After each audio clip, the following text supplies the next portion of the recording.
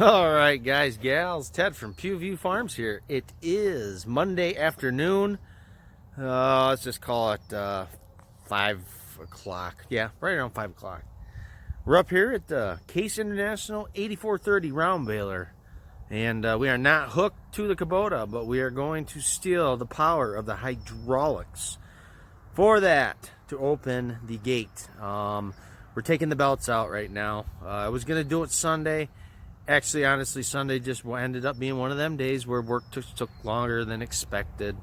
And I still was able to get the family time in that I wanted. So I've already been up here. I pulled that out with the skid steer. Like I said, I like to tuck it in the barn whenever it's not in use. And then my equipment is in dry storage for as much as possible. I just prefer it that way. So I yanked that out quick with the skid steer, and I started messing around. There was one belt in the back end here, right over. Yeah, I'm not even going to try to point my finger towards the back. Don't work. Anyways, towards the back, there was already a splice. So I started tinkering around with it a little bit. Got my needle nose vice grips on it. And actually, they got the wire, that cat wire, whatever they call it. I forgot, catnip or whatever it is. Technically, that's supposed to lock into those grooves really good. I was able to pull one out, and I'm like, no shit. So I found another splice down lower, and I was able to pull that one out pretty good. Now I got one here on the front I'm having a little bit of trouble with. I need to have the belt loosened up, and I think I want it at a different position. So we're going to raise the gate so these belts get loose and try pulling the two out. First, I'm going to pull one. The first thing I'm going to do is I'm going to pull one of those loose belts out, go lay it on the floor in here, and measure it and see what I got. Like I said, factory length for this baler is 366 inches. So if I have an inch or two more than 366, we're going to go for it. We're going to yank all these damn things out, and I'm going to cut them myself tonight and send them to the Amish probably tomorrow afternoon, because I'm not going to be able to do any dry hay now till at least the weekend. And that could change due to our weather. Our weather's been changing. It was supposed to rain tonight. Now they're not showing nothing. So, I mean, they can't figure their head from their ass. So, I mean, I apologize if any of you guys are meteorologists on this channel that watch this channel. I apologize. But with all the science and everything that we have, you would think that we could get a better on-the-spot weather for at least 4 or 5 days. It just, you know, so that's my theory on it.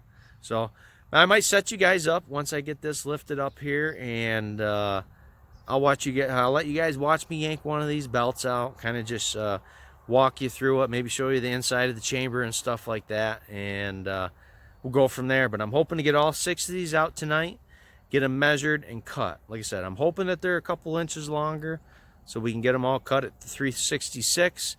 Let this guy splice them, and we'll go to town.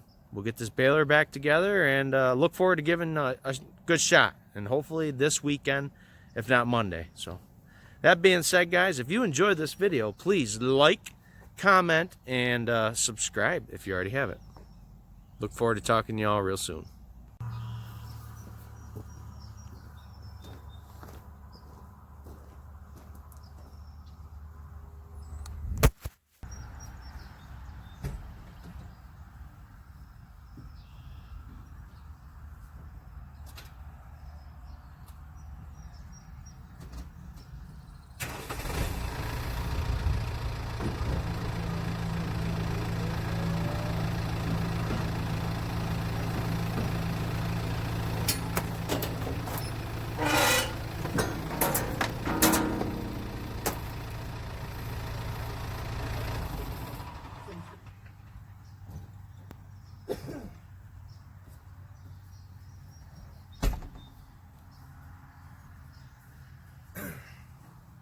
Okay, you guys got to see the belts fall out. They should hopefully relatively come out fairly easy now.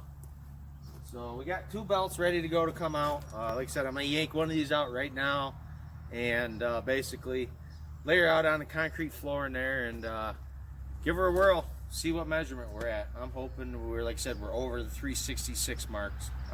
I wouldn't see why not, but If we aren't, then we're gonna have to do something different. Something else is wrong with this thing. So this is troubleshooting error number 1.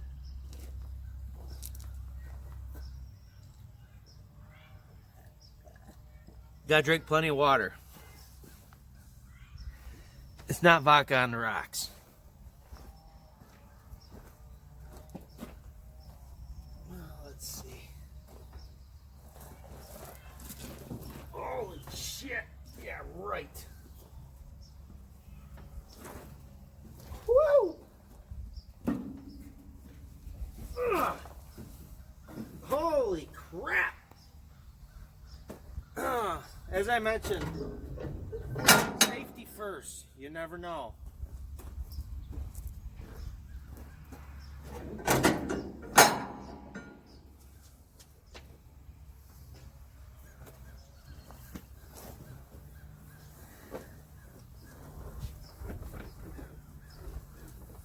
Oh, that could be why too.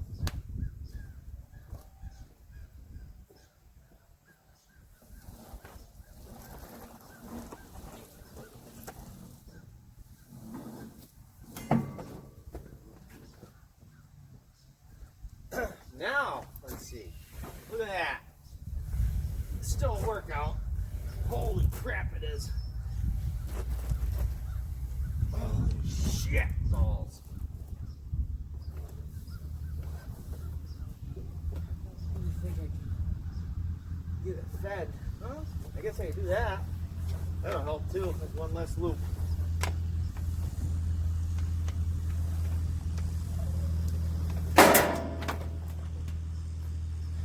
There we go. Now we're cooking. All right.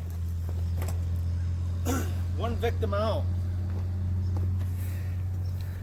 All right, so I'll set you guys up here in the garage somewhere, and you can watch me read the dummy end of a tape. All right, guys, gals. We have a belt laid out, 2 belts laid out on the floor. I just had my sister come up here and help me hold the tape. Got the measurement, 366. It's actually 366 and a scant half, which scant is small.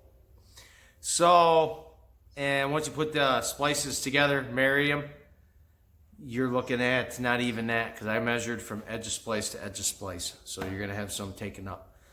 So really, in theory, these belts are pretty much all close to 366. And the only reason I'm saying they all are is because of the way the tension is on this. So I've got 4 more belts in there that I haven't took apart yet. I don't think I'm going to. I did find one issue. I don't know why. I've just been in here cleaning the hay out of the baler and stuff like that. And this back roller, right there, is crooked as hell. And got to looking at it, and for some reason, this back roller has adjustments. You can loosen up that bolt, and you can slide that roller up or down. And that has to be some kind of tensioner also. Has to be. So, and a way to take that roller out. Well, we got one that's almost buried up to the top of that slot. And the other side is buried to the bottom of the slot. So, you know, we're looking at 2.5 inches out of whack.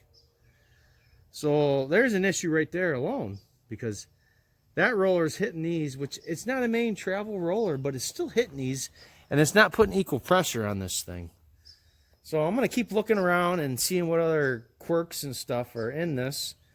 I'm kind of just, you know, going through, rolling these rollers and seeing if any bearings are bad. I don't know a whole lot about bearings. I've never been the person to tell you, hey, your bearing's bad. Now, I'm not that guy. But I have an idea. So I'm going around here. I'm going to take my knife in here and, you know, clean this hay and shit out of that crack. Because I know the bearings are up inside this thing.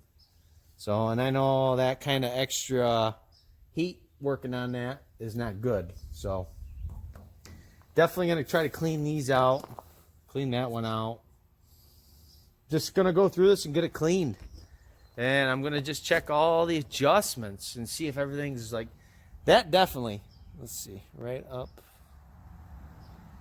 Yeah, right there. That definitely is screwy, and that needs to be fixed. Like I said, there's no reason in hell why that thing shouldn't be the same on each side. So that definitely needs to be changed. So we're gonna take care of that. And how it should be changed, I don't know. I would assume by letting that bolt ride all the way up to the top of that slot would make your belts tighter, because it's expanding this lineal footage from roller to roller. So in theory, that should make your belt a little more taut, and that's what I want out of this. So we're gonna loosen those up, bury that bolt all the way up to the top, both sides, and torque it down. And we're just gonna keep looking, see what the hell's going on. I can't see taking these other 4 belts off if we're so close to the 366 inches. Like I said, you know, I don't want to be messing up any more belts. I don't want this thing to plug as bad as it is. But it could be the hay too, you know. Maybe we're just getting just enough smaller fines that are just weeping between the belts, you know, when the thing's rolling inside of that, making a bale, that hay's weeping between the belts, and it's just getting in there, and it's getting caught because there's just enough slack. But, you know, if I take all these belts off and try to cut them down what little bit, I'm just going to be cutting on the other side of the alligators, basically, and redoing them. To me, I can't see doing that, because let me tell you, first of all, if something gets effed up, oh, pardon my language, I didn't mean to say that. I'm sorry, guys. If something gets messed up, basically, I'm out of belt because I'm too short. So we're just going to go around, we're going to clean this, and we're going to keep our fingers crossed that we aren't having any issues. You know, I'm going to get it cleaned up, hook it up to the tractor, close the gate tight. I might even go find some loose hay. I don't know. Maybe I'll run over down the road to somewhere and go in somebody's field that's got hay knocked down and start baling it. I don't know. But we're going to try to give it a shot somehow, even if we do it in the dry matter. See if we can get those baler belts a little bit more taut. I'm going to privy back to the owner's manual for this, and it says something about there is a couple different orifices for the hydraulic valve in this. Let me open up this compartment. Okay. That hydraulic valve body here, there's an orifice in this union right here. It's not really a union, but there is an orifice in there. So I'm going to privy back to the owner's manual, call the dealer tomorrow, or even just look online, I might be able to find it, and see if all possible I can get whatever orifices are supposed to come with this baler, and maybe change it out, because that has something to do with bale tension. So it has to be also a belt tensioner. So I'm going to see if I can get that. But basically that's where I stand. Well, like I said, it's just, I want it to work. I don't like it when it breaks down, because then it becomes a stressful event that you don't want to have to deal with. So we're just going to go through this thing and give her a good cleaning. You know what? I'm also going to see if I can get another knife. I'm not sure where that's at, but I know there's a knife in here that cuts the twine, and it either needs to get come off and get sharpened, or one or the other. So that's where it stands, guys. I'm actually glad that I ain't got to pull these other 4 off, because I tried on the 3rd one and I was having a hell of a time. A few choice words were said and it wasn't really good. So I'm kind of glad we're at where we're at. I'm kind of glad it's probably not as bad as what we think it is. Maybe I'm just being over paranoid. Could be. But we'll get this thing cleaned up, get the belts back in. I guess I'm gonna have to go snag up some one of those cables or whatever. The Amish actually said I could use welding rod too to put those splices, marry them back together. So one or the other, I'll get some of that catnip or whatever it is like he called it, or welding rod, and do it that way. So okay, so that being said, guys, I'm glad I could take you along. I'm glad this wasn't a super duper long project. Like I said, now we just got to clean. So hope you guys enjoyed this. If you guys have, please like, comment, subscribe, and look forward to talking to you all real soon.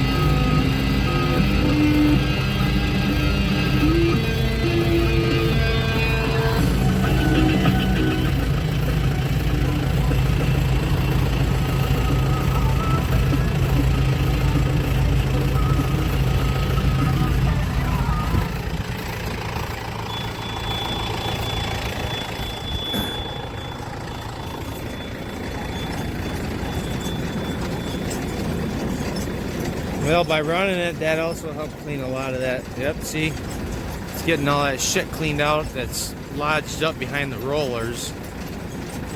So, I guess having two belts off is kind of nice because you can kind of see in there. See what the hell's going on.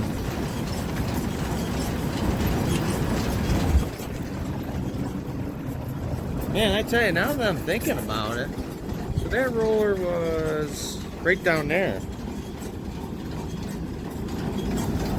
Yeah, absolutely.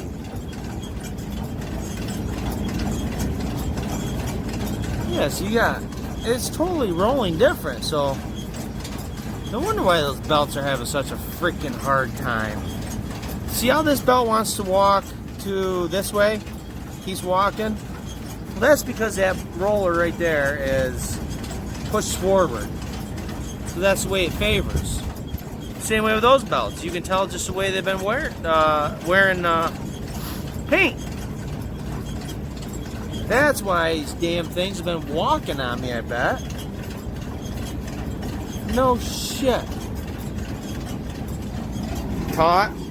Not really. Not bad. You know what?